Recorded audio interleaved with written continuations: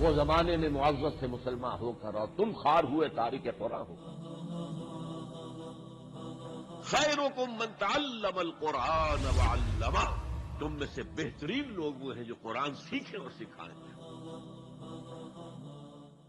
بسم اللہ الرحمن الرحیم. اللہم صلی علی محمد وعلی آل محمد وبارک وسلم. السلام علیکم ناظرین، پیغام قرآن فورم میں ایک بار پھر آپ کی خدمت میں حاضر ہیں. ناظرین، اسلام نے جہاں جہاد و قتال کے احکامات عطا فرمائے ہیں، وہیں اس اہم فریضے کی ادائیگی کے لیے قواعد و ضوابط اور آداب بھی مقرر فرمائے ہیں. یہی وجہ ہے کہ دین اسلام نے ہمیں میدان جہاد کے حوالے سے بھی تفصیلی ہدایات عطا فرمائی ہیں، جو کہ انسانی تاریخ میں منفرد اہمیت کی حامل ہیں. انہی ہدایات پر مشتمل آج کا ہمارا پروگرام ہے، اور یا ایھا الذین آمنوا کے سلسلے کے 2 مقامات ہم نے آج کے پروگرام کے لیے منتخب کیے ہیں. ان میں سے پہلا مقام ہے سورۃ الانفال کی آیات 45 تا 47. ان آیات میں اللہ سبحانہ و تعالیٰ ارشاد فرماتے ہیں: اعوذ باللہ من الشیطان الرجیم، بسم اللہ الرحمن الرحیم. یا ایھا الذین آمنوا اذا لقیتم فئۃ فاثبتوا واذکروا اللہ کثیرا لعلکم تفلحون. وَأَطِیعُوا اللَّهَ وَرَسُولَهُ وَلَا تَنَازَعُوا فَتَفْشَلُوا وَتَذْهَبَ رِيحُكُمْ وَاصْبِرُوا إِنَّ اللَّهَ مَعَ الصَّابِرِينَ. وَلَا تَكُونُوا كَالَّذِينَ خَرَجُوا مِنْ دِيَارِهِمْ بَطَرًا وَرِئَاءَ النَّاسِ وَيَصُدُّونَ عَنْ سَبِيلِ اللَّهِ وَاللَّهُ بِمَا يَعْمَلُونَ مُحِيطٌ. صدق اللہ العظیم. ان آیات کا ترجمہ یوں ہے کہ اے اہل ایمان، جب بھی تمہارا مقابلہ ہو کسی گروہ سے تو ثابت قدم رہو اور اللہ کا ذکر کرتے رہو کثرت کے ساتھ، تاکہ تم فلاح پاؤ. اور حکم مانو اللہ کا اور اس کے رسول صلی اللہ علیہ وسلم کا، اور آپس میں جھگڑا نہ کرو، ورنہ تم ڈھیلے پڑ جاؤ گے اور تمہاری ہوا اکھڑ جائے گی. اور صبر سے کام لو، یقیناً اللہ صبر کرنے والوں کے ساتھ ہے. اور ان لوگوں کی طرح نہ ہو جانا جو اپنے گھروں سے اکڑتے ہوئے اور لوگوں کو اپنی شان دکھاتے ہوئے نکلے تھے، اور دوسروں کو اللہ کے راستے سے روک رہے تھے، اور اللہ نے لوگوں کے سارے اعمال کو اپنے علم کے احاطے میں لیا ہوا ہے. ناظرین، آئیے گفتگو کے سلسلے کو آگے بڑھاتے ہیں، اور گفتگو کے لیے حسب سابق ہمارے ساتھ موجود ہیں ہمارے معزز مہمان، معروف دینی اسکالر و امیر تنظیم اسلامی محترم جناب شجاع الدین شیخ صاحب. آئیے ان سے گفتگو کرتے ہیں. السلام علیکم ورحمۃ اللہ وبرکاتہ. وعلیکم السلام ورحمۃ اللہ وبرکاتہ. شیخ صاحب مزاج اچھے ہیں؟ الحمدللہ، آپ خیریت سے جی ہیں؟ اللہ کرم احسان ہے. شیخ صاحب، سورۃ الانفال ہی کے 2 مقامات ہم نے منتخب کیے ہیں آج کے پروگرام کے لیے. آیت نمبر 45، 46، 47 جس کی ابھی تلاوت کی گئی، اور ایک اور مقام بھی سورہ انفال ہی کا ہے، آیت نمبر 15 اور 16. تو سورہ انفال کی جو 2 مقامات لیے ہیں، تو ایک ذرا خلاصہ سورۃ الانفال کے جو مضامین بیان ہوئے ان کا آ جائے ہمارے ناظرین کے لیے. بسم اللہ الرحمن الرحیم. اللہم صلی علی محمد وعلی آل محمد وبارک وسلم. رب اشرح لی صدری ویسر لی امری واحلل عقدۃ من لسانی یفقہوا قولی واجعل لی وزیرا من اہلی آمین یا رب العالمین. نواز صاحب جزاک اللہ خیر. سورۃ الانفال کے حوالے سے ایک اہم نکتہ یہ بھی ہے کہ ہمارے ہاں پاکستان میں میٹرک کے سلیبس میں اکثر مقامات پر کچھ مدنی صورتیں سلیبس میں شامل ہیں. آپ نے بھی شاید اس کا ایگزام دیا ہوگا، ہم نے بھی دیا تھا، اب بھی وہ موجود ہیں. تو سورہ انفال ہمارے ہاں گویا کہ تعلیمی اداروں کے نصاب میں بھی شامل ہے. پہلی بات یہ تو ذرا اس کی ایک اہمیت کا پہلو. دوسری بات یہ کہ سورۃ الانفال کا جو لفظ انفال ہے، یہ نفل کی جمع انفال، اور بنیادی طور پر اس صورت میں غزوہ بدر کا بیان ہے. اور جب یہ حق و باطل کا معرکہ سجتا ہے تو بہرحال بنیادی طور پر جب بھی جنگ کا معاملہ پیش آتا ہے تو مقصود تو ہوتا ہے فتح، لیکن اس کے ساتھ کچھ مال مل جائے تو وہ ایڈیشنل چیز ہوتی ہے، مزید ہوتی ہے، اضافی ہوتی ہے، جس کو نفل کہا جاتا ہے عربی میں. تو نفل سے انفال. اور کیونکہ غزوہ بدر کا معرکہ پہلا باقاعدہ معرکہ تھا حق و باطل کے درمیان نبی اکرم علیہ السلام کے عہد مبارک میں، تو جو مال حاصل ہوا جس کو مال غنیمت کہتے ہیں، اس کے بارے میں کچھ سوال آیا، اسی سے صورت کا آغاز ہوتا ہے. پہلی بات. دوسری بات ہے کہ سورۃ الانفال میں مدنی صورت ہے، تو مدنی دور کے مضامین کا ذکر بھی ہے، بالخصوص کیونکہ غزوہ بدر پر تبصرہ ہے، اور غزوہ بدر کا معاملہ سن 2 ہجری میں پیش آیا. تو ہجرت مدینہ کے بعد جو معاملات ہیں جن میں ایمان کے جھوٹے دعوے دار منافقین کا کردار بھی سامنے آتا ہے، ان کے تعلق سے بھی کلام آتا ہے. جب جھوٹے دعوے داروں کا ذکر آئے گا تو ایمان کے سچے دعوے دار تو صحیح لفظ نہیں ہے، سچے ایمان والے، ان کا بھی بیان قرآن پاک ہمیں دیتا ہے. تو سورہ انفال کے آغاز میں اور سورہ انفال کے ختام پر باطنی اور ظاہری صفات ایمان والوں کی کیا ہے، ان کا بھی تذکرہ کیا گیا. پھر ہجرت کر کے آئے تو اس بات پر توجہ دلائے کہ تم نے ہجرت کیوں کی تھی، مقصد تھا کہ اللہ اور اس کے رسول کے ساتھ تم وفادار رہو گے، اس پر توجہ دلائی گئی ہے۔ اور ایک بڑا حصہ سورہ انفال کا وہ بدر کے حالات پر تبصرہ ہے جو اللہ سبحانہ وتعالیٰ کی طرف سے عطا کیا گیا، جس میں سے یقیناً آپ نے جو چند آیات منتخب کی ہیں وہ اسی سے متعلق ہیں۔ جو بدر کا میدان سجا، پہلا میدان سجا، یعنی پہلا باقاعدہ معرکہ تھا، تو اب دور نبوی میں صلی اللہ علیہ وسلم قتال فی سبیل اللہ کا ایک ایونیو اور ایک معاملہ سامنے آ گیا۔ اس سے متعلق کئی ہدایات ہیں جو سورہ انفال میں ہمارے سامنے آ جاتی ہے، جس کو آپ نے عمدہ عنوان دیا کہ میدان جہاد کے آداب اور احکام جو ذکر آپ نے فرمایا، تو یہی بنیادی طور پر ایک اہم موضوع ہے سورہ انفال کا۔ صحیح، اس حوالے سے ہم چلتے ہیں اور آیت نمبر 45 کی طرف جب آتے ہیں تو اللہ تعالیٰ نے ارشاد فرمایا کہ یا ایھا الذین آمنوا اذا لقیتم فئۃ، کہ ایمان والو جب تم کسی گروہ سے ملاقات کرو یا تمہارا سامنا ہو، تو یہ کسی بھی گروہ کی بات ہو رہی ہے، کوئی خاص اس کا پس منظر ہے کہ کس طرح کی ملاقات ہو تو آگے کی ہدایت پر عمل کرنا ہے؟ جی دیکھیے، پس منظر تو وہی چل رہا ہے کیونکہ غزوہ بدر کا معاملہ ہے جس کی طرف اشارہ کیا گیا، اور یہ سورہ انفال میں جو ہدایات عطا ہو رہی ہیں وہ غزوہ بدر کے پس منظر کے اعتبار سے، یہ غزوہ بدر کا معاملہ تو پیش آ گیا، اب وہ انفال کا معاملہ آ رہا ہے، کچھ اور معاملات پیش آئے، قیدیوں کا معاملہ پیش آ گیا، تو رہنمائی عطا ہو رہی ہے۔ اسی سے قرآن پاک کے فہم کا ایک اور پہلو بھی ہمارے سامنے آ جائے، غالباً ہم نے کسی موقع پر کلام بھی کیا ہے۔ ایک قرآن حکیم کی کچھ آیات کا نزول ہوتا ہے خاص پس منظر میں، جس کو ہم شان نزول کہتے ہیں، تو شان نزول کہیں گے تو غزوہ بدر ہے، لیکن ظاہری بات ہے کہ حق و باطل کا معرکہ سجنا، قتال فی سبیل اللہ کا میدان سجنا، یہ تو آئندہ بھی ہوگا، حضور کے تشریف لے جانے کے بعد بھی ہوا اور قیامت تک ہوگا صلی اللہ علیہ وسلم۔ تو ایک عموم کے اعتبار سے ہدایات عطا ہو رہی کہ اگر کبھی معرکہ حق و باطل سجے، ایمان والے اللہ کی راہ میں نکلیں، قتال فی سبیل اللہ کا معاملہ آئے، تو ان کو یہ رویہ اختیار کرنا چاہیے۔ تو پہلی بات پس منظر غزوہ بدر کا ہے، البتہ یہاں پر جو ہدایت عطا کی جا رہی وہ آئندہ کے تمام معرکوں کے اعتبار سے، جب بھی حق و باطل کا معرکہ سجے تو کن کن امور کا مسلمانوں کو خیال رکھنا ہے، وہ امور اس مقام پر بیان کیے جا رہے ہیں۔ صحیح، میرا خیال ہے اگلی جو بات آ رہی ہے وہ اسی سے متعلق ہے کہ دو باتیں اللہ تعالیٰ ارشاد فرما رہے ہیں کہ پہلا ہے کہ فَاثْبُتُوا، اور دوسرا ہے وَاذْكُرُوا اللَّهَ كَثِيرًا لَعَلَّكُمْ تُفْلِحُونَ، یعنی ثابت قدم رہو اور اللہ کو کثرت سے یاد رکھو تاکہ تم فلاح پاؤ۔ بالکل، تو ان دونوں باتوں کی وضاحت ہو جائے کہ ثبات سے کیا مراد ہے، اور ذکر اللہ میدان جنگ میں وہ کس کام آئے گا؟ ماشاءاللہ، بہت اہم سوال ہے۔ ثبات کا ایک پہلو تو زندگی بھر کا ہے کہ بندہ ایمان لا کر اس پر ثابت قدمی اختیار کرے، اور جو حدیث مبارکہ میں آتا ہے نا کہ قل آمنت باللہ ثم استقم، کہ تم ایمان لاؤ اور اس پر زندگی بھر ڈٹے رہو، جمے رہو۔ لیکن ثبات کو اگر تھوڑا سا کھولیں تو ایک ثبات قلب کا ہوتا ہے جس کا اظہار بندے کے ظاہری اعضاء پر ہوتا ہے۔ اگر قلب میں ثبات ہوگا، دل جمعی ہوگی، اعتماد کہہ لیں، توکل کہہ لیں، حوصلہ کہہ لیں، بہادری کا جذبہ کہہ لیں، سب کچھ پیش کرنے کے لیے آمادہ ہونا کہہ لیں۔ دینی پیراڈائم میں بات کریں گے تو اللہ پر توکل کا معاملہ، اللہ تعالیٰ ہی کی رضا کے حصول کا معاملہ، اللہ تعالیٰ کے خاطر سب کچھ پیش کر دینے کا معاملہ، ان صلاتی و نسکی و محیای و مماتی للہ رب العالمین، بے شک میری نماز، میری قربانی، میرا جینا، میرا مرنا سب اللہ رب العالمین کے لیے، تمام جہان والوں کا رب ہے۔ تو ایک ثبات باطن کا ہے۔ اگر باطن میں ثبات ہوگا، دل میں ثبات ہوگا، تو پھر اعضاء میں بھی ثبات ہوگا، اعضاء میں بھی ثابت قدمی آئے گی۔ کسی کا دل اگر ثابت قدمی پر آمادہ نہیں ہے تو وہ ظاہر میں بھی ثابت قدمی کا مظاہرہ نہیں کر سکتا، اور میدان جنگ میں اترنے کا معاملہ ہو، وہاں تو چٹان کی طرح کھڑا ہونا، چٹان کی طرح مضبوطی کا ہونا ضروری ہے۔ تو پہلی ہدایت کیا دی جا رہی؟ فَاثْبُتُوا، ثابت قدمی کا رویہ اختیار کرو، ثبات کا اختیار کرو رویہ۔ وہ ثبات باطن کا کیا ہے؟ توکل اللہ پر، اللہ کی رضا کا حصول پیش نظر، اللہ کے حکم کے خاطر سب کچھ لٹا دینے کا جذبہ، یہ باطن میں مضبوطی ہوگی تو اب قدموں میں بھی مضبوطی ہوگی، اب اعضاء میں بھی مضبوطی ہوگی، اور بندہ مومن ڈٹ کر جم کر راہ خدا میں کھڑا ہو کر باطل قوتوں کا مقابلہ کر سکے گا۔ اس میں غالباً ایک حدیث میں اس طرف بھی اشارہ ہے نا کہ دشمن سے مقابلے کی تمنا نہ کرو، لیکن اگر دشمن سے مقابلہ ہو تو پھر پوری ثابت قدمی کے ساتھ لڑنے کی طرف نبی اکرم صلی اللہ علیہ وسلم نے توجہ دلائی ہے۔ اور آگے کیا فرمایا کہ جنت جو ہے وہ تلواروں کے سائے میں رکھ دی گئی۔ جزاک اللہ خیر، بخاری شریف کی حدیث سے بہت اہم بات ہے کہ دشمن سے مقابلے کی وہ خواہشات نہ رکھو، یعنی کوئی جنگ مطلوب نہیں ہے، جنگ کوئی پسندیدہ شے بھی نہیں ہے، مگر کبھی کبھی ایسا رویہ معاملہ آ سکتا ہے باطل پرستوں کی طرف سے کہ جنگ کرنا ناگزیر ہو جاتا ہے، تو ایسی تمنا کا معاملہ نہ کرو، لیکن اگر جنگ کا میدان سج جائے تو اب ڈٹے رہو، جمے رہو، کھڑے رہو، ثابت قدمی کا مظاہرہ کرو، اب تو سب کچھ لٹانے کے لیے تیار ہو جاؤ۔ بلکہ ایک حدیث مبارک میں وہ بھی ہے نا کہ جو کبائر ہیں، بڑے بڑے گناہ، ان میں گناہ یہ بھی تو ہے نا کہ میدان جنگ سے پیٹ دکھا کر بھاگ جانا، اس سے بھی اللہ تعالیٰ محفوظ رکھے، وہ کبیرہ گناہوں میں شامل ہے۔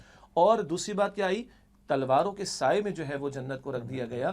بہرحال یعنی یہ دین جہاں صبر کی، معاف کرنے کی، برداشت کرنے کی، عمدہ رویے کی تعلیم دیتا ہے، کبھی وہ موقع بھی آتا ہے کہ باطل پرستوں سے مقابلے کی نوبت پیش آتی ہے۔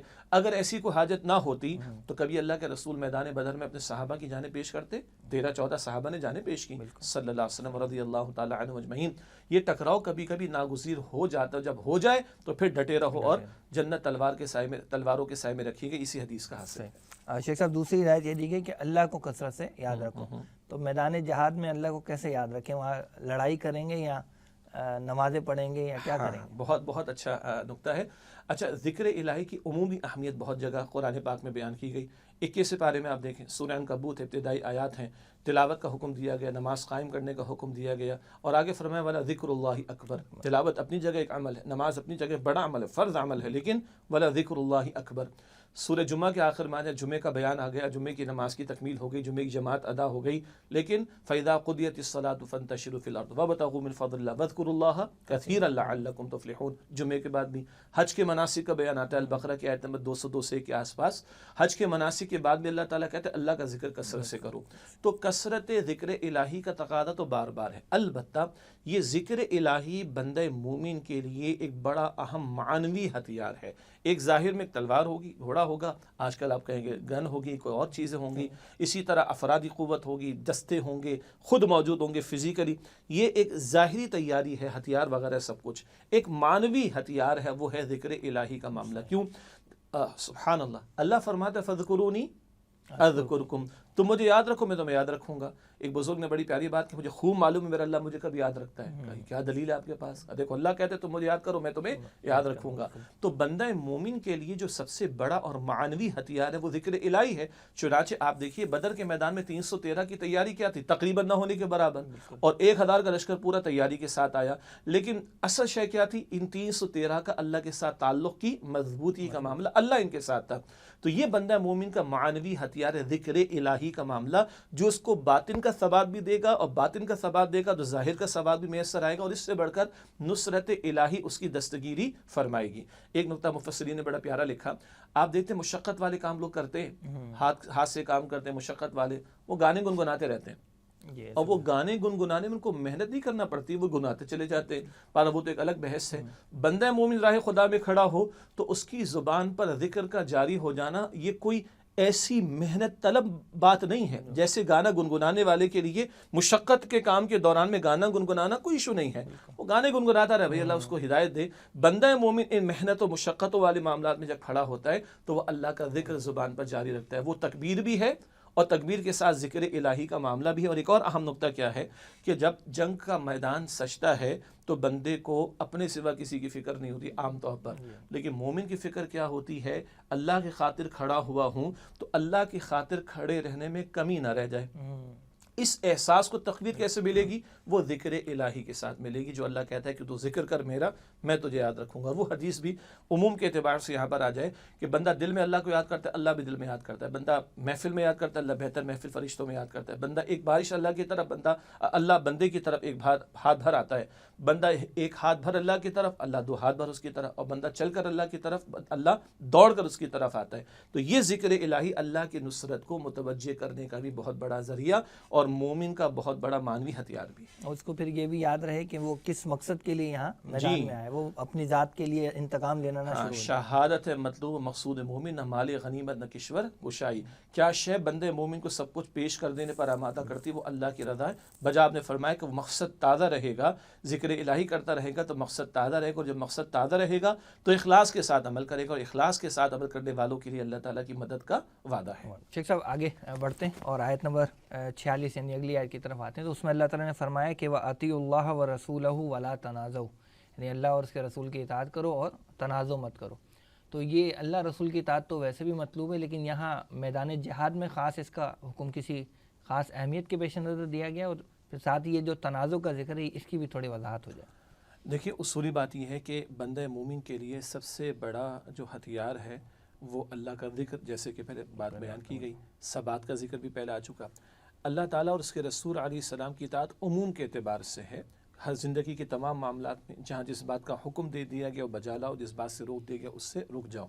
جب عموم میں اللہ تعالیٰ اور اس کے رسول علیہ السلام کی اطاعت کی روش اختیار کی جاتی ہے تو بندے کے لیے اللہ تعالیٰ کی نصرت متوجہ ہوتی ہے، اور میدان جنگ ایک ایسا موقع ہے کہ جہاں نصرت الہی کی بندہ مومن کو بہت زیادہ ضرورت ہے۔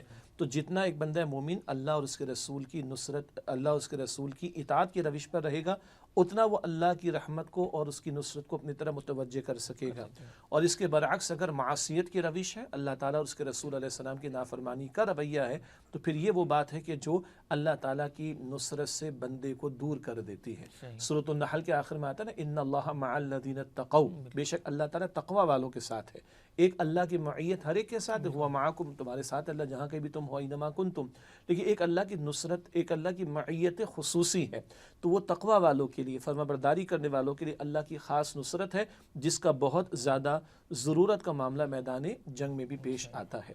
آگے آپ نے تنازع کی بات کی، جس کو کہا جا سکتا ہے آپس میں کشاکش کا معاملہ کرنا، آپس میں جو ہے وہ نزاع کی کیفیت کیا ہے، کوئی جھگڑے کی کیفیت آ جائے جس سے ڈسپلن بگڑ جائے۔ اچھا ایک اور نقطہ بھی ذہن میں رہے، یہ بدر کا موقع تو آ چکا، اور اجتماعیت تبھی قائم رہ سکتی ہے جب باہمی نظم و ضبط ہو اور نزاع کی کیفیت نہ ہو۔ تو اگر نزاع کی کیفیت آئے گی تو ڈسپلن ٹوٹے گا، ڈسپلن ٹوٹے گا تو باطل اور جو مد مقابل باطل لوگ ہیں ان کا مقابلہ کرنے کی سکت ایمان والوں میں نہیں رہے گی۔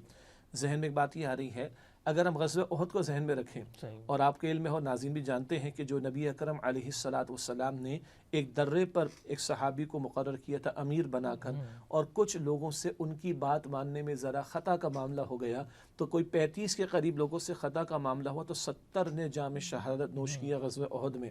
جن کو امیر مقرر کیا تھا، کس سے مقرر کیا تھا؟ اللہ کے رسول علیہ السلام نے، اور جب رسول اللہ علیہ السلام نے ان کو مقرر کیا تو ان کی بات ماننا ویسے ہی ضروری تھا جیسے کہ اللہ کے رسول کی بات ماننا صلی اللہ علیہ وسلم۔ اس سے معلوم ہوا کہ اللہ اور اس کے رسول کی اطاعت کے ذیل میں یہ بات بھی داخل ہے کہ اجتماعیت و اہل ایمان کی تو اپنے امیر کی بات ماننا ان کے لیے ضروری ہے، اور اگر اس امیر کی بات نہیں مانی جائے گی تو لا محالہ اس کا نتیجہ کسی حادثے کی صورت میں، نقصان کی صورت میں آ سکتا ہے۔ تو اللہ اور اس کے رسول کی اطاعت کے ذیل میں اس کو بھی شامل کر لیں کہ اپنے امیر کی بات کو مانا جائے۔ ہاں اگر امیر کی کوئی بات خلاف قرآن و سنت ہوگی، اللہ اس کے رسول علیہ السلام کی معصیت کا خدا نہ خاصہ حکم دے، تب تو اس کی بات نہیں مانی جائے گی، ادروائز اس کا حکم ماننا ایسے ہی لازم ہے جیسے کہ اللہ تعالیٰ اور اس کے رسول کی اطاعت کرنے کا ہم سے تقاضا ہے۔ تنازع میں ایک بات یاد رکھیے گا کہ اس میں باہم کشاکش سے روکا گیا ہے، ایسا نہ کہ وہ نظم کا ڈسپلن ٹوٹ جائے۔ عام حالات کے اندر اختلاف رائے کا ہونا کوئی مسئلہ نہیں، علم کی بنیاد پر اختلاف رکھنا، اختلافی رائے کو پیش کرنا ایک شے ہے، لیکن اجتماعیت کے اندر پھوٹ پڑ جائے، باہم کشاکش ہو جائے اور پھر میدان قتال کا موقع ہو اور ڈسپلن کو فالو نہ کیا جائے تو پھر کسی حادثے اور نقصان کا سامنا پیش آ سکتا ہے۔ میں یہ سمجھتا ہوں، اور اہل علم نے بھی بیان کیا، بدر کا موقع تو سج گیا، رہنمائی عطا کر دی گئی، یہ ایڈوانس میں رہنمائی دے دی گئی تھی، اور جس کے حوالے سے آپ دیکھ رہے ہیں کہ غزوہ احد کے موقع پر ایک نقصان کا معاملہ اٹھانا پڑا تھا۔ تو گویا معلوم یہ ہو رہا ہے کہ یہ تنازع کا تعلق اللہ رسول کے ساتھ اتنا نہیں ہے کہ بہرحال وہاں تو لوگ اتنا کھینچ تان کر بھی نہیں سکتے، ایگزیکٹلی، تو اللہ رسول یعنی اللہ کے رسول نے جس کو مقرر کیا ہو ان کے ساتھ یہ تنازع کا معاملہ پیش آ سکتا ہے۔ جی پیش آ سکتا ہے، اور امت میں اجتماعیت تو موجود رہے گی، اور آئیڈیل ترین شکل تو ایک امت کا خلیفہ ہو، اگر وہ نہیں تو مسلمانوں کو خلافت کے نظام کے قائم کرنے کی جد و جہد کرنی، اور وہ جد و جہد اکیلے نہیں ہو سکتی، اس کے لیے اجتماعیت ضروری ہے۔ اجتماعیت ایک امیر کی بنیاد پر قائم ہونی چاہیے، اس امیر کی بات مان کر چلیں گے تو اجتماعیت کا نظم صحیح رہے گا، اور اگر تنازع کریں گے، جھگڑا کا معاملہ کریں گے، کشاکش کا معاملہ کریں گے تو پھر نقصان اٹھانا پڑ سکتا ہے۔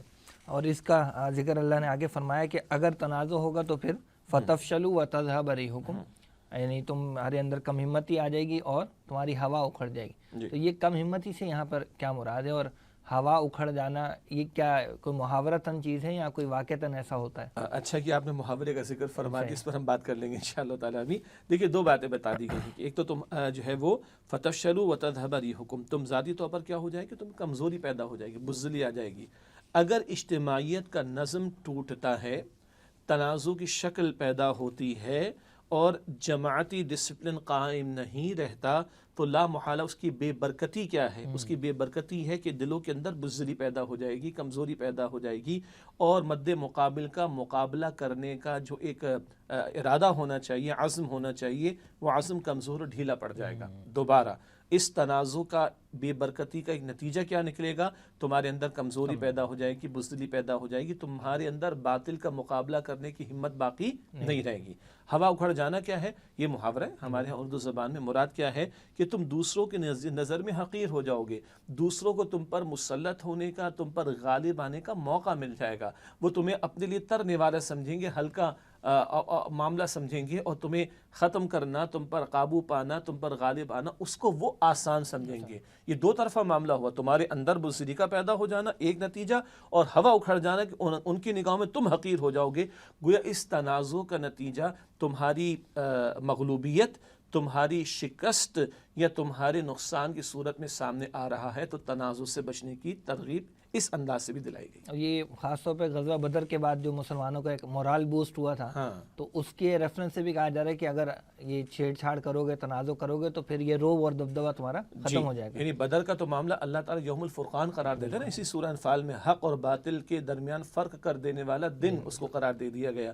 تو اب جو اللہ تعالیٰ کی نصرت عطا ہو گئی، کیونکہ توکل اللہ کی ذات پر تھا۔ فضائے بدر پیدا کر، فرشتے تیری نصرت کو اتر سکتے ہیں گردوں سے قطار اندر قطار اب بھی۔ بدر کی فضا پیدا کی، اللہ پر توکل کر کے میدان میں اترے، اللہ تعالیٰ نے نصرت فرمائی۔ اب جو روب قائم ہو گیا، بجا فرمایا اپنے کفار پر، مشرکین پر جو روب قائم ہو گیا، اگر تم نے تنازع کیا، اگر تم نے ڈسپلن کو توڑا، اگر تم نے امیر کی بات نہیں مانی، تو یہ تمہاری ہوا اکھڑ جائے گی۔ جو روب ان پر قائم ہوا وہ روب اتر جائے گا۔ نتیجہ کیا نکلے گا؟ وہ جری بے باک ہو کر تم پر حملہ آور ہو کر تمہیں مغلوب کرنے کی کوشش کریں گے۔ شیخ صاحب، آیت کے آخری حصے میں فرمایا گیا کہ وَاصْبِرُوا إِنَّ اللَّهَ مَعَ الصَّابِرِينَ، کہ صبر کرو، اللہ تعالیٰ صبر کرنے والوں کے ساتھ ہے۔ تو ثابت قدمی کا ذکر تو پہلے آ گیا، فَاثْبُتُوا، تو پھر یہاں پہ صبر سے کیا مراد ہے؟ ہاں، ایک اہم بات کیا ہے، جب اجتماعیت میں بندہ رہتا اور چلتا ہے تو بہت سارے مواقع آتے ہیں کہ جہاں کبھی جلد بازی کا معاملہ، گھبراہٹ کا شکار ہو جانے کا معاملہ، کسی کے رویے سے کہنا چاہیے کہ بندہ ناخوش ہو جاتا ہے، تو وہ جو اجتماعیت کے ڈسپلن کے تقاضے ہیں وہ پورا کرنے میں رکاوٹ پیدا ہو سکتی ہے۔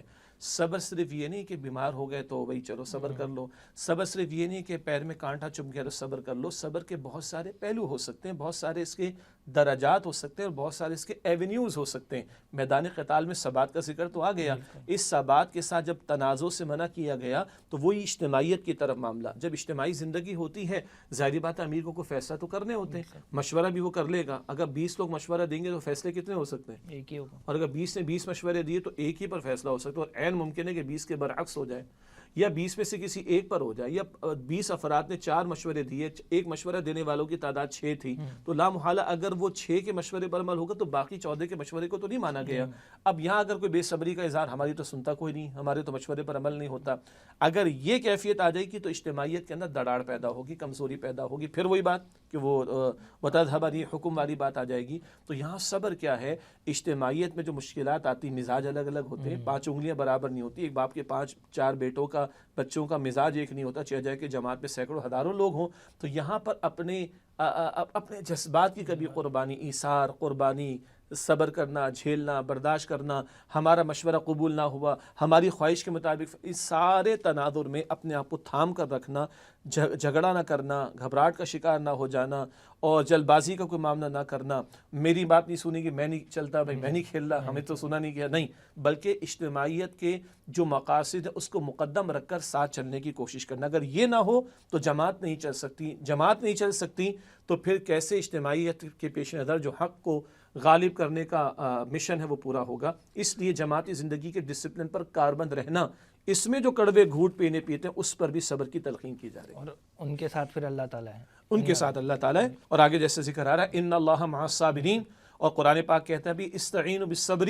والصلاۃ ان اللہ مع الصابرین، البقرہ آیت نمبر 153 میں، کہ صبر اور نماز کے ذریعے اللہ کی مدد حاصل کرو۔ پھر وہ معا کا معاملہ آ گیا، یہ خصوصی معیت ہے اللہ کی، کن کے لیے؟ صبر کرنے والوں کے لیے۔ جزاک اللہ۔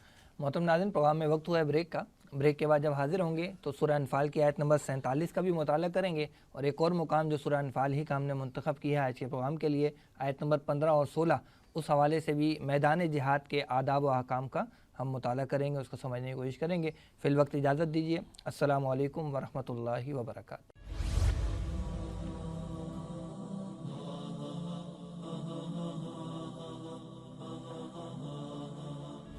वो जमाने में मुअज़्ज़ज़ से मुसलमान होकर और तुम खार हुए तारिक कुरान हो। खैरुकुम मन तअल्लमल कुरान व अल्लमा, तुम में से बेहतरीन लोग वो हैं जो कुरान सीखें और सिखाएं।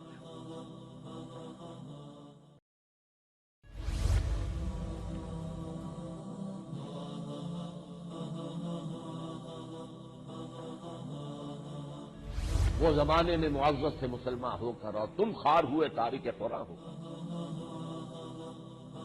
खैरुकुम मन तअल्लमल कुरान व अल्लमा, तुम में से बेहतरीन लोग वो हैं जो कुरान सीखें और सिखाएं। अस्सलामु अलैकुम वरहमतुल्लाहि वबरकातुहू। मोहतरम नाज़रीन, प्रोग्राम कुरान फोरम में एक बार फिर आपको खुशामदीद कहते हैं। नाज़रीन, आज के प्रोग्राम में हम गुफ्तगू कर रहे हैं मैदान जिहाद के आदाब और अहकाम के हवाले से, और या अय्युहल्लज़ीना आमनू के सिलसिले के जिन मकामात का हमने इंतखाब किया, सूरह अनफाल की आयत नंबर 45, 46, 47 और सूरह अनफाल ही की आयत नंबर 15 और 16 आज के प्रोग्राम में हमारे ज़ेर मुताला है। अब तक हम आयत नंबर 45 और 46 के मज़ामीन को समझ सकें। आइए गुफ्तगू के सिलसिले को आगे बढ़ाते हैं और आयत नंबर 47 पर गुफ्तगू करते हैं। शेख साहब, आयत नंबर 47 में अल्लाह ताला ने फरमाया कि वला तकूनू कल्लज़ीना खरजू मिन दियारिहिम बतरा, कि उन लोगों की माने ना हो जाओ जो अपने घरों से निकलते हैं इतराते हुए, व रियान नास व यसुद्दून अन सबीलिल्लाह, लोगों को दिखाने के लिए और अल्लाह की राह से रोकने के लिए। तो ये क्या किसी ख़ास ग्रोह का जिक्र हो रहा है या ये कुफ़ार का एक अमूमी रवैया है कि वो ऐसे ही निकलते हैं? दो बातें हैं। ख़ास जिक्र तो हो रहा है उन कुफ़ार का कि जो मुसलमानों के मुकाबले के लिए निकले। वो 1000 का लश्कर जो अबू जहल लेकर निकला और मुसलमानों के लश्कर से जिनके मुकाबले का इरादा था, अलबत्ता इसका उमूम का भी इतलाक़ हो सकता है उस लश्कर पर या उन लश्करों पर जो हक़ वालों के मुकाबले में खड़े होते हैं। वो बात में आगे जिक्र कर देंगे। यहाँ जिक्र जो हो रहा है, पहली बात कही कि उन लोगों की तरह ना हो जाओ जो अपने घरों से निकले इतराते हुए।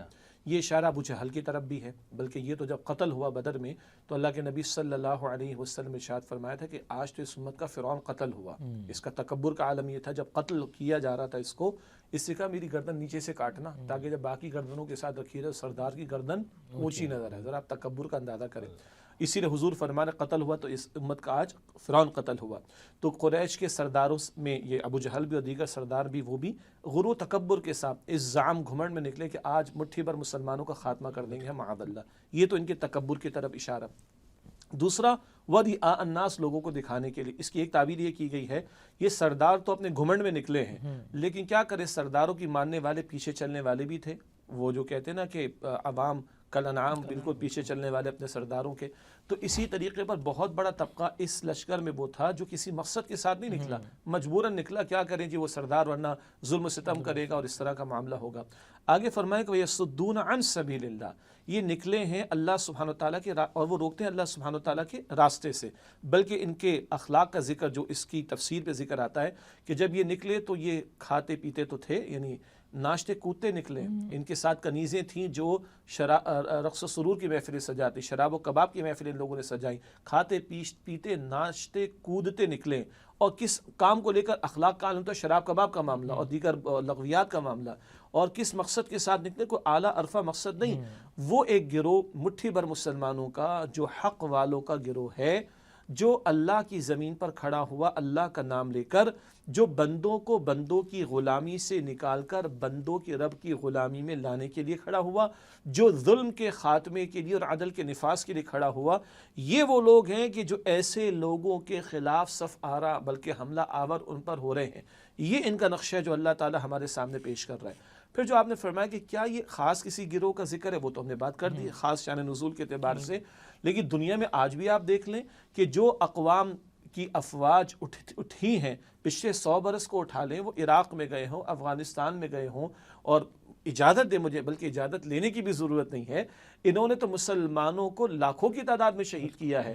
ان کے افسروں کی چال ڈھال، ان کے کرتوت، ان کا کھانا پینا، ان کا نسلوں کو تباہ کرنا، ان کا قوموں کو تخت و تاراج کرنا، ان کی بگاڑ کی باتیں، ان کے اخلاق کا گھٹیا پن، ان کی بے حیائی فحاشی عریانی کی باتیں، یعنی کس کس بات کو بیان کیا جائے، اور کیا مقصدیت لے کر اٹھے کہ جو حق والے حق کا نعرہ لے کر اللہ کا نام لے کر کھڑے ہوئے ان پر زندگی کو اجیرن کر دیا جائے۔ تو کسی کو حق و باطل کا موازنہ دیکھنا ہو تو بدر کا میدان بھی دیکھ لے، اور کسی کو حق والوں اور باطل والوں کے اوصاف کا کمپیریٹیو انالیسس کرنا ہو تو ان آیات کریمہ کا مطالعہ کر لے۔ صحیح، تو یعنی مسلمانوں کو ان سے منع کر دیا کہ تمہارا رویہ بالکل بھی ایسا نہیں ہونا چاہیے۔ حق اور باطل ایک جیسے تو نہیں ہو سکتے نا، تو ایمان والے تو بڑے اعلیٰ اوصاف کے مالک ہوتے ہیں، ایمان والے تو اللہ کی خاطر کھڑے ہوتے ہیں، اور ایمان والوں کے وہ معاملات بھی سامنے رہیں کہ جہاں جہاں مسلمان افواج گئیں اسلامی شرائط کے مطابق، وہاں وہ آپ کو نقشہ نظر نہیں آئے گا جو ان کافروں ظالموں کے لشکروں نے حرکتیں کی۔ ماضی قریب میں افغانستان کی مثال لے لیں، طالبان افغانستان، ملا عمر رحمۃ اللہ علیہ کے دور کی بات کر رہا ہوں، مشہور جو ایک وہ صحافی تھی برطانوی، یون ویڈلی کی بات ہے، اس نے لکھا مسلمان ہو گئی کہ کیا کیا حربے میں نے اختیار نہیں کہ ان لوگوں کو لبھانے کے جو ایک عورت کر سکتی ہے، مگر یہ پتہ نہیں کس مٹی کے بنے ہوئے کہ نگاہیں ان کی نیچے رہتی، اور یہ بار بار انگریزی میں مجھے کہتے سسٹر آپ یہ کھا لو، سسٹر آپ یہ پی لو، اور پھر اس نے قرآن کا دین کا مطالعہ کیا تو وہ اسلام قبول کیے بغیر رہ نہیں سکی۔ یعنی اللہ تعالیٰ آج بھی اس دور میں اللہ پر توکل کرنے والوں کا کردار اور اللہ کے دین سے دشمنی اختیار کرنے والوں کا کردار کھول کر سامنے رکھ رہے، پھر بھی کسی کی آنکھیں نہ کھولے تو اس کے سوا کیا کہا جا سکتا ہے کہ کچھ نہیں کہا جا سکتا۔ یعنی یہ جو بطرن ہے اس کے مقابلے میں مسلمانوں کا رویہ عاجزی والا ہو، عاجزی والا اور ریان ناس کے مقابلے میں یعنی للہیت ان میں آ جائے، اور یصدون عن سبیل اللہ کے مقابلے میں فی سبیل اللہ والی کیفیت، یقاتلون فی سبیل اللہ کی راہ میں وہ قتال تو یہ ہدایات گویا اس کے اندر عطا کی جاتی۔ جزاک اللہ۔ اچھا، آگے اللہ تعالیٰ فرما رہے ہیں اس آیت کے آخر میں کہ واللہ بما یعملون محیط، جو کچھ یہ کر رہے ہیں اللہ تعالیٰ اس کا احاطہ کیے ہوئے ہیں۔ تو یہ کس طرح اشارہ ہو رہا ہے؟ خاص طور پر تو جو مشرکین و کفار ہیں، جو باطل پرست ہیں، ان کو اللہ تعالیٰ کی طرف سے تنبیہ کی جا رہی ہے۔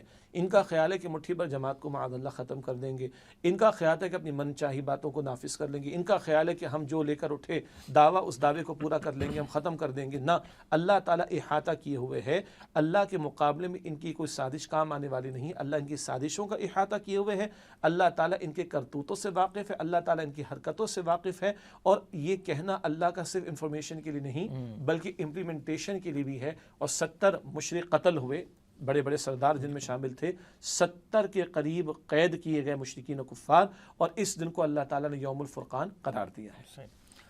محترم ناظرین، آج کے پروگرام میں جو دوسرا مقام ہمارے پروگرام کا حصہ ہے وہ سورہ انفال ہی کی 2 آیات ہیں، آیت نمبر 15 اور 16۔ ان آیات میں اللہ سبحانہ و تعالیٰ نے ارشاد فرمایا ہے، اعوذ باللہ من الشیطان الرجیم، بسم اللہ الرحمن الرحیم، یا ایہا الذین آمنوا اذا لقیتم الذین کفروا زحفا فلا تولوہم الادبار ومن یولہم یومئذ دبرہ الا متحرفا لقتال او متحیزا الی فئۃ فقد باء بغضب من اللہ ومأواہ جہنم وبئس المصیر، صدق اللہ العظیم۔ اس آیت کا ترجمہ، ان آیات کا ترجمہ کچھ یوں ہے کہ اے ایمان والو، جب تمہارا سامنا ہو کفار کے ساتھ میدان جنگ میں تو ان کو پیٹھ دکھا کر مت پھرو، اور جو کوئی تم میں سے اس دن پیٹھ پھیرے گا، ان سے اپنی پیٹھ کو پھیرے گا سوائے اس کے کہ وہ قتال کے لیے کوئی تدبیر کر رہا ہو یا کسی گروہ سے ملنے کے لیے پیچھے ہٹے، اس کے علاوہ اگر وہ پیچھے ہٹے گا تو وہ اللہ کے غضب کو لے کر لوٹے گا، اس کا ٹھکانہ جہنم ہوگا اور وہ بہت ہی برا ٹھکانہ ہے۔ شیخ صاحب، یہ جو 2 آیات ہیں ان میں پھر میدان جہاد اور قتال کے حوالے سے رہنمائی دی گئی۔ میرا پہلا سوال یہ ہے کہ یہاں جو لفظ آیا ہے کہ اذا لقیتم الذین کفروا زحفا، کہ جب تمہارا سامنا ہو کفار سے زحفن، یہ زحفن کیا چیز ہے؟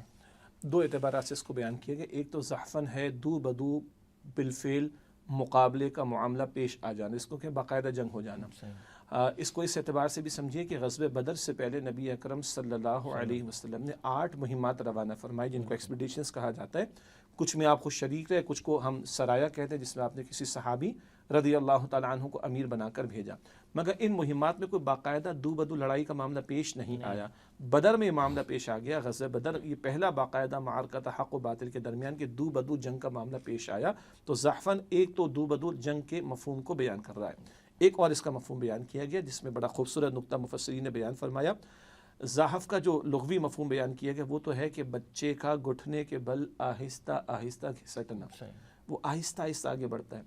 تو یہ لشکر جو 313 کے مقابلے میں 1000 کا آیا، بہرحال وہ بڑا تھا، تو اس کے لیے کہا گیا ہے کہ وہ آہستہ آہستہ، ظاہر بات ہے جب تعداد لشکر کے افراد کی زیادہ ہوگی تو بہت تیز تو نہیں چل سکیں گے، تو اس لفظ کو استعمال کر کے ان کی کثرت تعداد کی طرف بھی اشارہ ہے. کثرت تعداد کس معنی میں؟ مسلمانوں کے مقابلے میں، کہ مسلمانوں کا 313 کا لشکر اور ان کے سامنے بڑا لشکر آیا. تو یہ دو مفاہیم، ایک دو بدو جنگ کا بھی، اور دوسرا اس لشکر کی تعداد جو کہ کثرت سے تھی 313 کے مقابلے میں، اس بڑی تعداد کی طرف بھی اشارہ کیا گیا. تو اب اگر یہ مقابلہ ہو تو اللہ نے ہدایت دی کہ فلا تولوہم الادبار، کہ ان کو پیٹھ مت دکھاؤ. تو پیٹھ دکھانے سے کیا مراد ہوتی ہے؟ ہاں یہ اہم بات ہے جس میں ابتدا میں بات ہوئی تھی، حدیث مبارک کا ذکر بھی ہے کہ دشمن سے مقابلے کی تمنا نہ کرو، لیکن جب موقع آ جائے تو پھر اب ڈٹ کر ثابت قدمی کا مظاہرہ کرو اور باقاعدہ جنگ کے اندر حصہ لو. تو یہاں پیٹھ پھیرنے سے مراد کیا ہے کہ میدان سج گیا اور اب بندہ مومن وہاں سے اٹھ کر چلا جائے تو یہ اس کے ایمان کے شائن شان نہیں ہے. اگر معاملہ پیش آ گیا، میدان سج گیا، اب وہاں سے پیٹھ دکھانا، وہاں سے چلے جانا، اس کی قطعاً گنجائش موجود نہیں. آگے ایکسیپشنز ہیں، یہ عموم کی بات بیان کی جا رہی ہے کہ جب میدان سج گیا تو اب پیٹھ دکھا کر چلے جانا، میدان چھوڑ کر چلے جانا، بھاگ جانا، اس کی گنجائش نہیں. جیسا کہ منافقین نے احد کے میدان میں کیا. جی ہاں، یہ احد کے موقع پر جو آپ نے فرمایا نا، یعنی احد کے موقع پر نبی اکرم علیہ السلام نے فیصلہ فرمایا کہ مقابلہ کریں کہ باہر نکل کر، اور مدینہ شریف کا دفاع بھی ہوگا اس معنی میں، لیکن 300 افراد کو لے کر عبداللہ بن ابی راستے سے الگ ہو گیا. یہ ہے پیٹھ پھیر کر بھاگ جانا، کیونکہ اب سامنے دکھائی دے رہا تھا مقابلے کا موقع تو پیش آنے والا ہے. تو پیٹھ پھیرنے سے مراد کیا ہے؟ میدان سج رہا ہے اور اس موقع پر کوئی بندہ وہاں سے اٹھ کر چلا جائے، میدان کو چھوڑ کر چلا جائے، اس سے منع کیا جائے. البتہ اگلی جو آیت ہے وہ یہ دو اس میں رخصتیں دے رہی ہے. اس میں پہلی بات یہ آئی ہے کہ متحرفا لقتال. یہ متحرفا لقتال سے کیا مراد ہے؟ یعنی یہ کیا تدبیر کوئی اختیار کرے، کیا کرے؟ ہاں، یہاں جو رعایتیں دی جا رہی ہیں وہ میدان کو چھوڑنے کی نہیں، بلکہ میدان میں کس طرح اپنے آپ کو مضبوط انداز سے مصروف عمل کیا جا سکتا ہو. مثال کے طور پر پہلی بات ہے متحرفا لقتال. کیا مطلب؟ کہ بھائی دو بدو لڑائی کا معاملہ ہو رہا ہے، اور اس صورت میں بندہ یا کچھ افراد اہل ایمان کے دیکھتے ہیں کہ اگر ہم دائیں طرف ہو کر، بائیں طرف ہو کر، کچھ پیچھے ہو کر بہتر انداز سے کوئی ٹیکٹیکل موو اختیار کر کے ان پر حملہ آور ہو سکتے ہیں، تو حملہ تو کرنا ہے، مقابلہ تو کرنا ہے. یہ جو رعایت کا ذکر آ رہا ہے یہ میدان چھوڑنے کا معاملہ نہیں، بلکہ بہتر انداز سے حملہ آور ہونے، بہتر انداز سے مقابلہ کرنے کے لیے اپنے آپ کو تیار کرنا. اس صورت میں جو میدان سجا اس سے کچھ دائیں ہو جانا، بائیں ہو جانا، پیچھے ہو جانا، اور اس کے بعد کسی ایک موو کے ساتھ آگے آ کر پھر حملہ کرنا اور دو بدو لڑائی کا معاملہ کرنا، یہ اس رعایت کا ذکر کیا جا رہا ہے. تو اس ٹیکٹک کو اختیار کرنے کے لیے، اس موو کو اختیار کرنے کے لیے اگر کوئی دائیں بائیں ہوتا ہے تو یہ وہ پیٹھ پھیرنے والے معاملے میں شمار نہیں. یعنی بظاہر لگ رہا ہے ایسا کہ وہ پیچھے ہٹ رہا ہے، لیکن وہ اصل میں تدبیر کر رہا ہے. ہاں جزاک اللہ. یہاں ہٹنے سے مراد فرار نہیں ہے بلکہ تدبیر کرنا. اچھا، دوسری جو اجازت دی گئی ہے وہ ہے متحیزا الی فئۃ. یہ کیا چیز ہے؟ اس میں کیا پہلو ہوگا؟ ہاں، مراد ہے کہ اپنے لشکر سے جا ملنے کے لیے جب میدان سجا ہے، دو بدو لڑائی ہوئی ہے، تو دائیں بائیں سے آگے پیچھے سے حملہ بھی ہوتا ہے اور دو بدو لڑائی کا معاملہ بھی ہوتا ہے. ایسے ممکن ہے کہ کوئی ایک فرد یا کچھ افراد اپنے مین لشکر سے کوئی پیچھے رہ گئے یا علیحدہ ہو گئے. اس صورت میں ان سے جا ملنے کے لیے، یعنی ایک ٹکڑا کوئی لشکر کا علیحدہ ہو گیا، کچھ افراد اگر لشکر کے علیحدہ ہو گئے، اس تعلق سے کہ وہ اپنے لشکر کے ساتھ جا ملے اور پھر منظم ہو کر مقابلہ کیا جا سکے، اس مقصد کے لیے اگر کوئی پیچھے ہٹ رہا ہے تو اگین یہ بھی فرار نہیں ہے، بلکہ یہ بھی ایک تدبیر اختیار کی جا رہی ہے کہ اپنے کچھ بچاؤ کا سامان کر کے، اپنے آپ کو منظم کر کے اپنے مین لشکر کے ساتھ وہ جا ملے اور پھر دو بدو لڑائی کا سلسلہ جاری رہے. اس میں یہ بھی ایک ہو سکتا ہے کہ اگر کمک آنے کا کوئی انفارمیشن آ گئی ہے تو اب جو چونکہ تعداد آگے کم ہے تو پیچھے سے کمک آ رہی ہے تو تھوڑا پیچھے ہٹ کر ان کے ساتھ مل کر اور پھر بھرپور حملہ کیا جائے. یہ بھی ایک صورت اس کے اندر بچھڑ جانے کی صورت بھی ہو سکتی ہے، مزید قوت یا کمک آنے کا بھی امکان ہو سکتا ہے. اس سب میں تدبیر کا معاملہ ہے، فرار کا معاملہ نہیں. جس چیز سے روکا گیا وہ فرار ہے، میدان چھوڑ کر بھاگ جانا. یہ کیا ہے کہ کوئی ٹیکٹک اختیار کی جا رہی، کوئی موو اختیار کی جا رہی ٹیکٹیکل، اس کی گنجائش، یا پھر یہ کہ اپنے لشکر سے مل جانے کا معاملہ، جیسے آپ نے کمک کی مثال دی، یا کوئی بچھڑ گیا اور جا ملنا چاہتا ہے، اس کے لیے کوئی بھی دائیں بائیں کی حرکت جائز ہے، لیکن میدان چھوڑ کر بھاگ جانا وہ ہے جو گناہ کی بات جس سے روکا گیا اس مقام پر۔ شیخ صاحب اس میں غالباً سورہ انفال میں ہی یہ مضمون جو اللہ نے بیان کیا کہ ایک مسلمان جو ہے وہ 10 پر بھاری ہے، اور پھر اللہ نے آگے اس کو کم کر دیا کہ اب ایک مسلمان 2 پر بھاری ہے، تو کیا یہ پیچھے ہٹنے کی جو بات ہے اس کا بھی کوئی اس تعداد سے تعلق بنتا ہے؟ اصل میں دیکھیے، ایک ہوتی ہے ظاہری قوت کا معاملہ، ایک ہوتی ہے باطنی قوت کا معاملہ۔ بدر کے میدان میں جو 313 اترے نا، بہرحال یہ اس امت کی کریم ہے۔ آپ اور ہم جانتے ہیں کہ تمام صحابہ رضی اللہ تعالی عنہ مجمعین ہمارے لیے قابل احترام ہیں، اور سب کے سب اللہ کے پیارے ہیں، رسول پاک علیہ السلام کے پیارے ہیں، مگر صحابہ کرام میں بھی درجات کا معاملہ ہے نا، فضیلت کا۔ تو عموم کے اعتبار سے سب صحابہ عظمت والے، البتہ اصحاب شجرہ یعنی جنہوں نے صلح حدیبیہ کے موقع پر 1400 کی تعداد میں نبی علیہ السلام کے ہاتھ پر بیعت کی، وہ بقیہ کے مقابلے میں افضل۔ پھر ان 1400 سے اور آگے بڑھ جائیں تو جو 313 اصحاب بدر ہیں وہ بقیہ کے مقابلے میں افضل، اور اوپر جائیں تو پھر اصحاب عشرہ مبشرہ 10 صحابہ جن کو جنت کی بشارت عطا کی گئی وہ افضل، اور ان سے اوپر آ جائیں تو خلفائے راشدین، جس ترتیب سے ان کی خلافت منعقد ہوئی اسی ترتیب کے اعتبار سے ان کی عظمت و فضیلت کا معاملہ گویا تمام انبیاء کے بعد افضل ترین ہستی حضرت ابوبکر صدیق رضی اللہ تعالی عنہ کی بھی۔ تو یہ تو تمام صحابہ، اور پھر ان کی عظمتوں کے اندر بھی درجات کا معاملہ۔ یہ جو بات تھی نا کہ پہلے 1 اور 10 کا ریشو اللہ تعالیٰ نے دیا، اب 1 اور 2 کا ریشو، تو ایک تعبیر یہ کی گئی ہے کہ جو قوت ایمانی اور جو اللہ پر توکل کا معاملہ اولین حضرات میں تھا، بعد میں تو نئے لوگ بھی داخل ہوئے نا۔ جو 313 اترے وہ تو بڑی مغلوبیت دیکھ کر آئے، وہ تو ایسا تھا کہ ہاتھوں میں انگارہ رکھنے کے مترادف تھا ایمان کا اظہار کرنا۔ اب نئے لوگ بھی شامل ہو رہے ہیں، ان نئے لوگوں کی ایمانی کیفیت ابھی وہ نہیں جو اب سابقون الاولون کی ہے، اور 2 ابھی ان کو اس تربیت کا موقع نہیں مل سکا۔ تو اللہ تعالیٰ جو ہمارا خالق ہے ہماری لمیٹیشنز کو جانتا ہے، تو اب اللہ تعالیٰ نے وہ تخفیف کا معاملہ کر دیا۔ جیسے آپ تہجد کو دیکھتے ہیں نا، اول دور میں فرضیت کے درجے میں تھی، مگر اللہ تعالیٰ خالق اس کو معلوم ہے کہ بندوں میں یہ لمیٹیشنز ہو سکتی ہیں، تو پھر فَقْرَوْا مَا تَيَسَّرَ مِنْ کہہ کر اللہ تعالیٰ نے آسانی فرما دی۔ ادھر بھی وہ اللہ تعالیٰ نے آسانی عطا فرمائی ہے، باطنی کیفیات میں کچھ کمی کا معاملہ، ٹوٹیلٹی کے اعتبار سے، نئے لوگوں کے آنے کے اعتبار سے یہ اس کی توجیہ کی گئی ہے۔ اور پھر وہ بحث طلب بات بھی ہے، افرادی قوت اور پھر اسلحے کی قوت کا معاملہ۔ 1 اور 2 کا ریشو ہو تو میدان چھوڑ کے نہیں جا سکتے، اگر 1 اور 2 کا ریشو ہو پھر تو لڑنا ہی پڑے گا۔ اس کے برعکس اگر معاملہ تو پھر اس میں تفصیل اپنی جگہ پر ہے، وہ فقہا کے بتانے کی بات ہے۔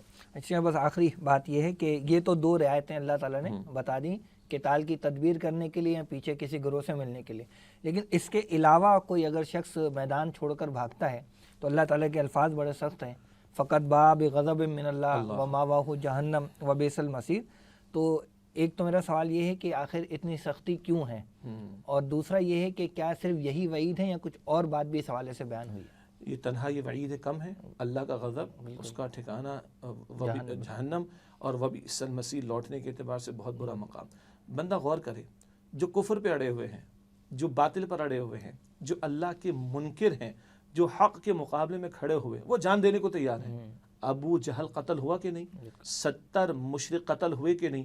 ارے وہ کفر پر اڑے رہنے والے، وہ شرک پر اڑے رہنے والے، وہ اللہ کے دین کے دشمن، وہ حق کے دشمن جانے دے رہے ہیں۔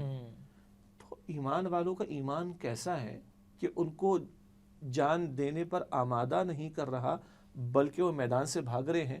ارے شرم آنی چاہیے، وہ باطل پر ہو کر سب کچھ پیش کر رہے ہیں، جان دے دی نا، ابو جہل قتل ہوا اس بات پر، وہ باطل پر ہو کر جانے دے رہے، تم حق کا کیسا دعویٰ کرتے ہو کہ حق کا دعویٰ کرنے کے باوجود تم جان دینے کے لیے تیار نہیں ہو؟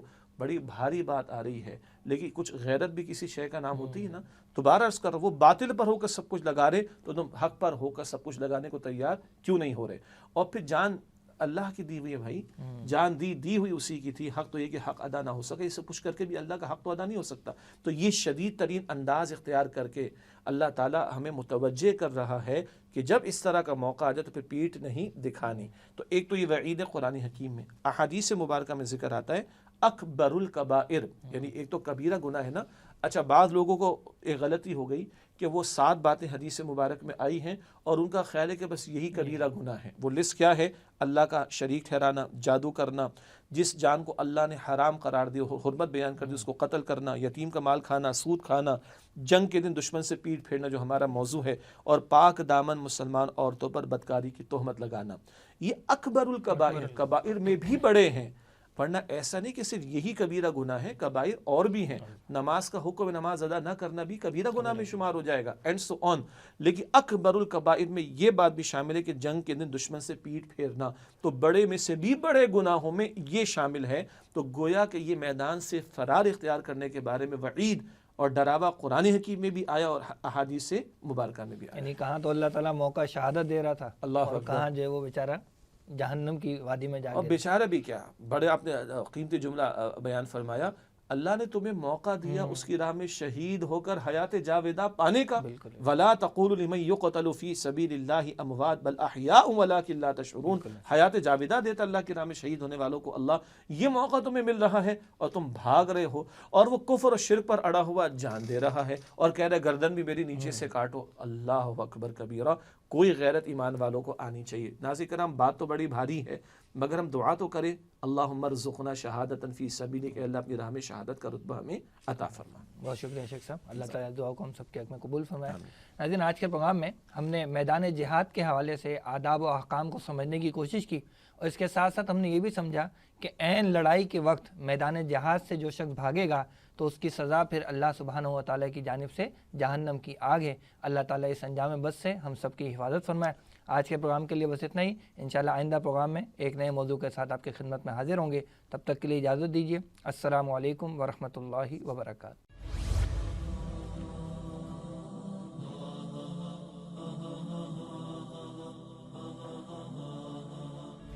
وہ زمانے میں معزز سے مسلمان ہو کر اور تم خار ہوئے تارک قرآن ہو. خیرکم من تعلم القرآن وعلمہ. تم میں سے بہترین لوگ وہ ہیں جو قرآن سیکھیں اور سکھائیں.